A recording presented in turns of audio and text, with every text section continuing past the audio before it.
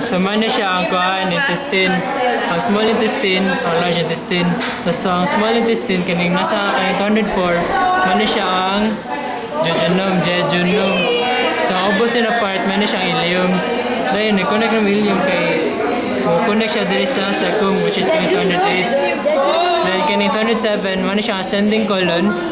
So kaning flexure diri dapit, kaning flexure between sa ascending colon sa transverse squam, man siya ang right colic flexure or also known as hepatic flexure kay dapit man siya sa liver.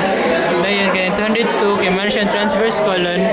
And diri kay between sa transverse colon o sa descending colon kay naay gamay ni flexure. So tawag niya kay left colic flexure or ang splenic flexure kay diri nalaki diri dapit ang spleen. Dayon sa likod na ta. So manish kanil likod gani siya siya mesentery of the small intestine.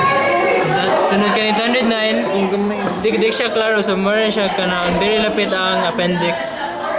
Mara. Chak, gumay.